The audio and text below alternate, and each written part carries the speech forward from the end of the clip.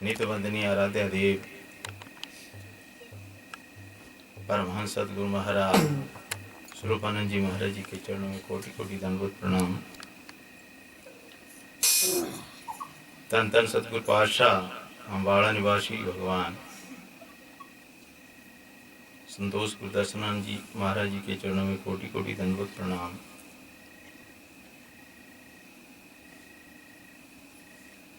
आज के इस महान पर्व की हाजिर मौजूद सरकार हमारे परम आदरणीय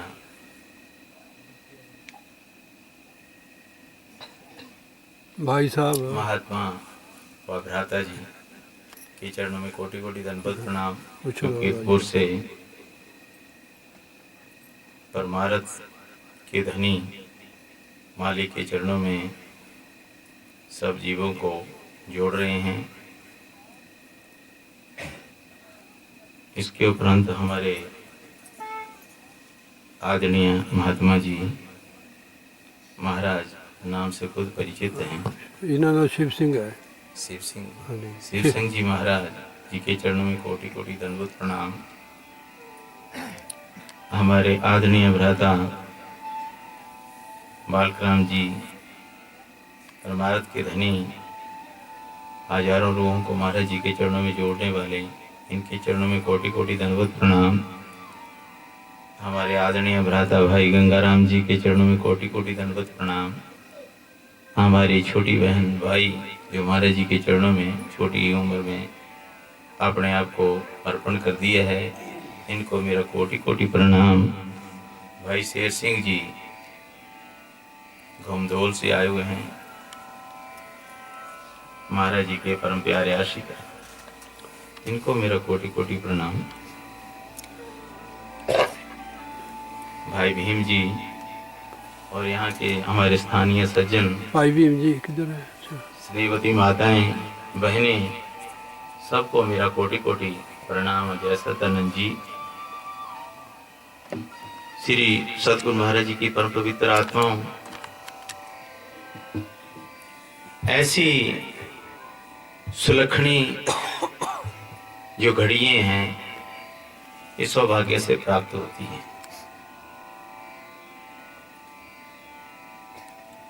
ऐसा समय गुरु महाराज जी की कृपा से बनता है।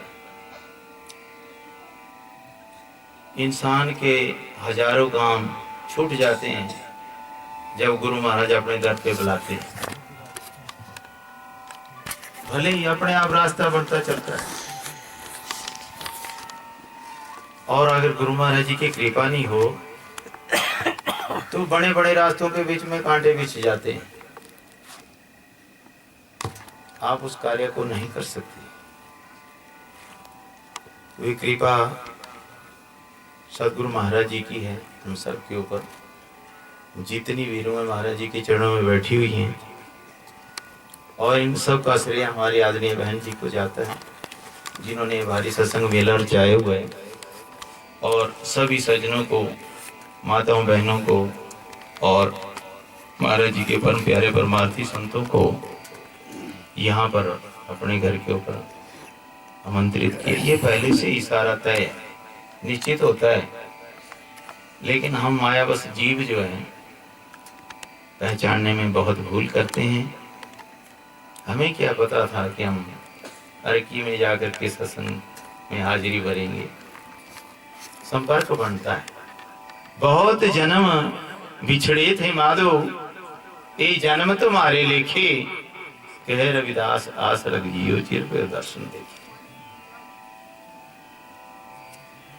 स्पर्श का मार्ग है, गुरु बतावे साध को, साध कहे गुरु पूज, स्पर्श के बीच में मिले अगम की सूझ।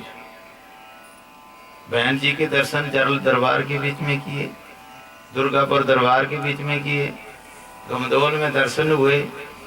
आदरणीय भ्राता जी ने कहा उन्हीं के घर में सत्संग। कशिश बनी, महाराज जी ने खिंचाव डाला कि आपको जाना पड़ेगा। तो ये आदरणीय भ्राता जी हमारे परमार्थी रिश्ता है और गहरा हो गया है, शायद जन्म जन्मांतरों को तक चलेगा। महाराज जी ने बढ़ाया दोनों ही हैं यार। तो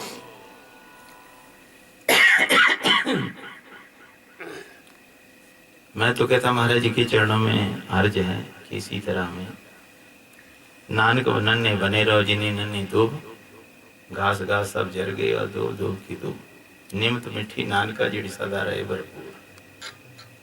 इस करके ज्ञानी ते अनी संयमी दाता सूर अनेक, जपिए तपिए बहुत है पर शीलवंत को एक। साधुसंग जी जो मजा नम्रता में है वो बड़प्पन में नहीं है। आदरणीय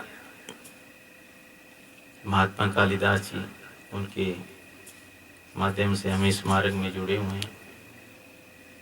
उनकी कृपा एक बार हुई तो हमने ऐसे दरबार लगाया हुआ था किसी गुरुमुखी करने, और ऐसे साथ में पलंग लगा दिया बैठने के।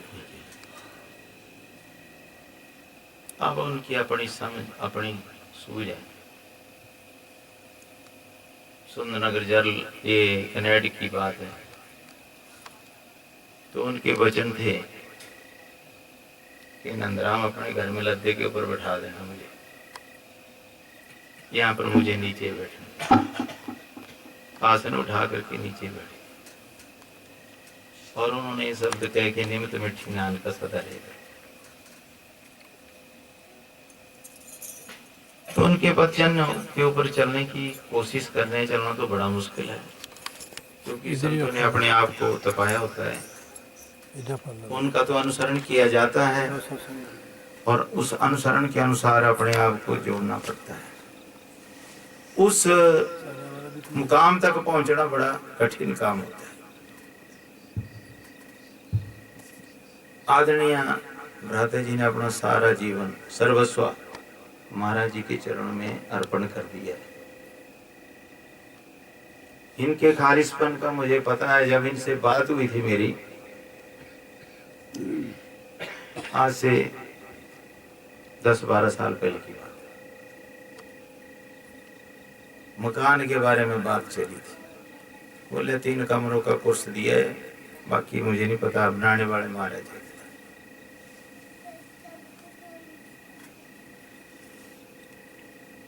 तो इतने खाली संत जिन्होंने अपना सर्वस्व सब कुछ, परिवार डेरे सब कुछ। मैं घबराता जी ऐसे काम नहीं चले। हम संसारी लोग हैं, हम संसार की तरफ जरा ज्यादा ध्यान दें। अपने बाल बच्चे परिवार के लिए सबसे पहले हमने अपनी जिम्मेदारी को एक तरफ, उनका रहन सहन। अगर हम हमारा परिवार सुख संपत्ति से रहेगा तभी हम भजन बंदगी कर पाएंगे। नहीं तो महाराज जी कहते थे पहली बात है स्त्री मरी संपत्ति नासी, इस कारण वह क्रिस्ती छोड़ वह बने सन्यासी। तो ये काम बैठी, मकान बना, घर बना, सब कुछ, परिवार, बच्चे, बेटे की शादी हुई, आगे परिवार बढ़ा, दरबार की आज तरक्की हो रही। इस बार देख करके मन के बीच में बड़ी खुशी हुई। हम 2 अक्टूबर को दरबार अम्बाड़ा में जा रहे थे। काफी समय के बाद भ्राता जी के पास जरूर जाना है, काफी समय से नहीं जा पाए। तो वहाँ की उन्नति देख करके दिल खुश हो गया। बोलो जयकारा, बोल मेरे श्री गुरु महाराज की जय। और उससे बढ़कर जब हम अम्बाड़ा में गए तो वहाँ और 4 चांद लगे हुए। वैसे तो संतों के, जहाँ संतों ने तप किया होता है वहाँ चिराग जलते ही रहते हैं, वो नहीं बूझते, क्योंकि उनका जो परमार्थ है वो कभी खत्म नहीं होता शासन। तो वहां पर तो उस महान शख्सियत का स्थान है जिसने ब्रह्मा रंगोन तक जाकर के संसार की भूली भटकी रूहों को सदमार्ग के ऊपर लगा करके बड़े बड़े संत महात्माओं को 20 केंद्र बनाए और 20 महात्माओं पर स्थापित करके फिर महाराज जी के हुक्म अनुसार दोबारा चिकौड़ी आश्रम में पहुंचे। जब महाराज जी निज धाम लीन हुए, दूसरी पातशाही, महाराज जी को तो मजनू कह करके पुकारते थे हमारे दूसरी पातशाही अम्बाड़े वाले महाराज जी। क्या गया मेरा मजनू, और साध संगत के बीच में मिसाल देते थे। 21 वर्ष का नवयुवक और उनके पास 18-19 साल की उनकी पत्नी साथ में खड़े कर देते थे। देखो कितने उतावले हैं चोड़ा लेने के लिए। 21 साल की उम्र में महाराज जी ने उस मुकाम को हासिल कर दिया था जो आज तक हम 60 साल की उम्र तक पहुंच रहे हैं, फिर भी उसकी जड़ तक नहीं पहुंच पाए, शुरुआत नहीं हो पाई। तो कुल मालिक परमेश्वर की बड़ी कृपा हुई। परिवार सब, मैंने बोला भाई जब रास्ते अपने आप बढ़ते जाते हैं मालिक की तरफ, जब मालिक की निगाह सीधी होती है तो आप उस शख्सियत के साथ जुड़े हुए हैं, उस मालिक के साथ, उसकी आप सबके ऊपर कृपा, हम सबके ऊपर कृपा बनी हुई है। तो आज उसी की कृपा से हम सब, हमें महाराज जी के बारे में क्या ज्ञान था, पहली पातशाही के बारे में हम क्या जानते थे, दूसरी पातशाही के बारे में हम क्या जानते थे। आदरणीय भ्राता जी ने अभी बड़ा उच्च कोटि का, जिसको बोलते हैं कि जो असल में सत्संग, सतपुरुष की बात की उन्होंने। अरे हम वहां से बिछड़ करके आए हैं।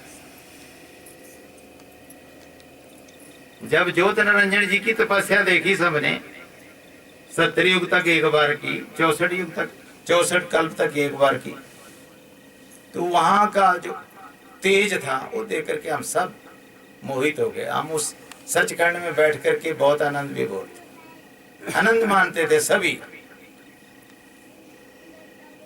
लेकिन जब वो तप देखा, बोला ये कौन है, सबके मन में आ गई कि इसके दर्शन करने चाहिए।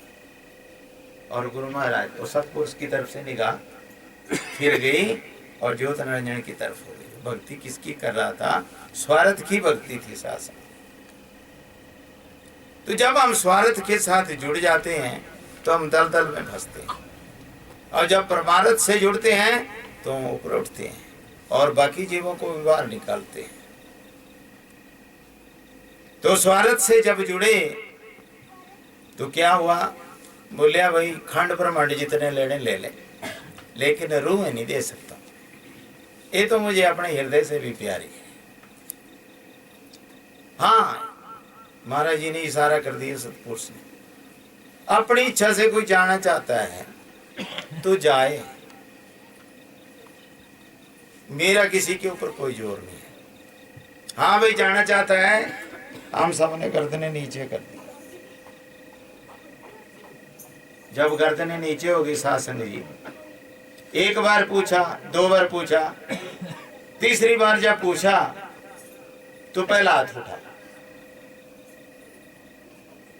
फिर दूसरे के 2 हाथ उठ के, फिर तीसरे के, फिर चौथे। जिसका पहला हाथ उठा वो हाथ शक्ति बनी,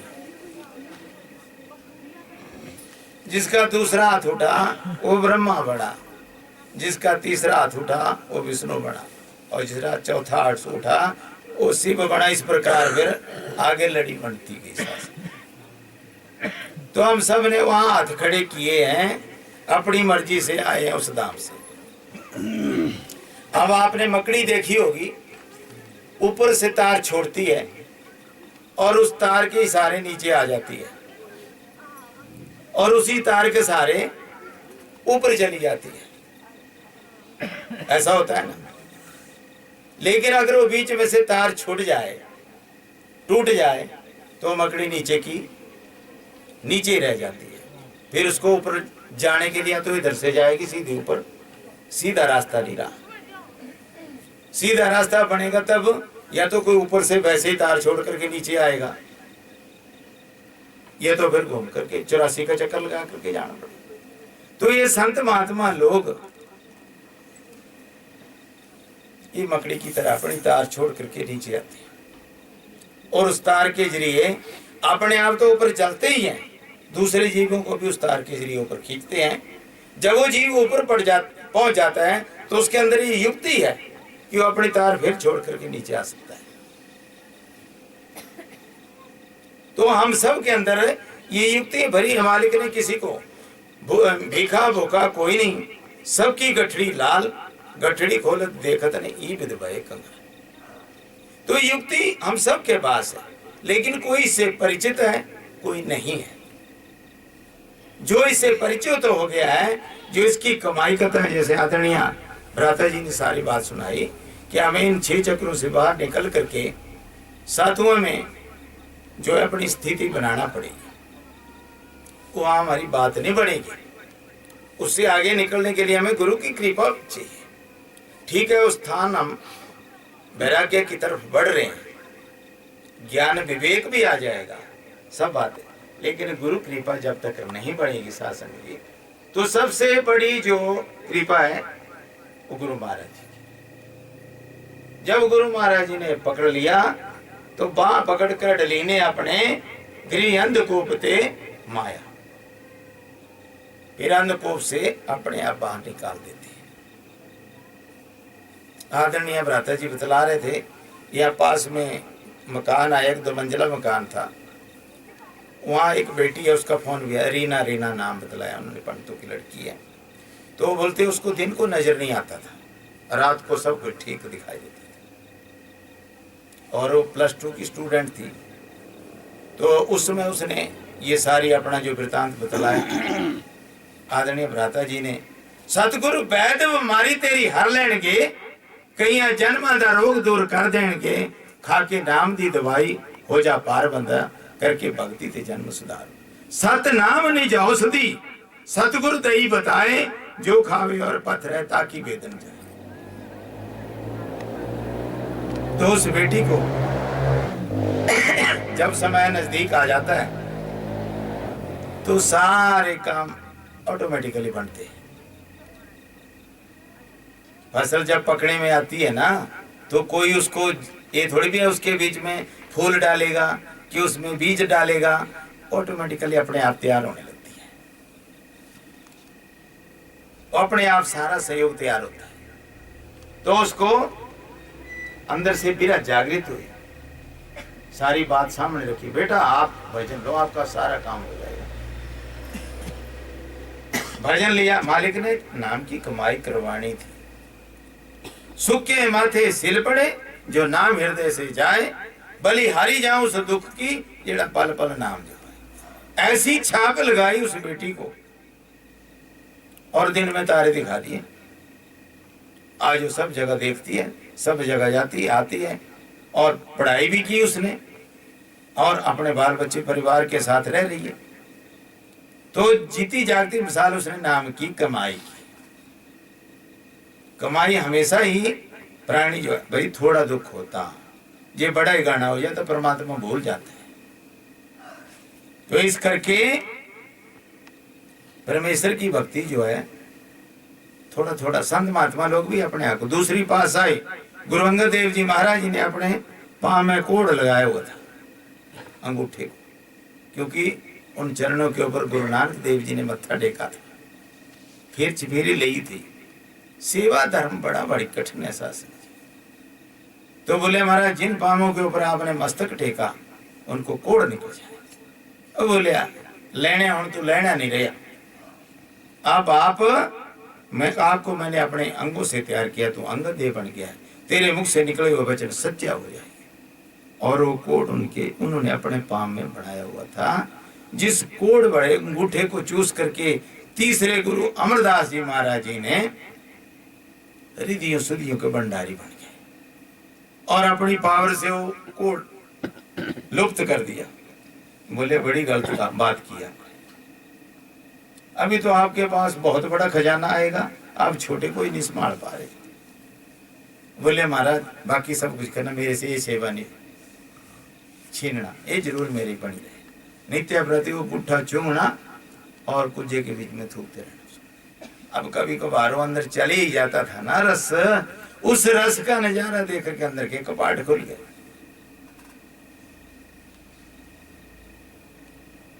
तो सासंग जी भक्ति दुहेली राम की नहीं कायर का काम शीस उतारे भुइंदर फिर ले सी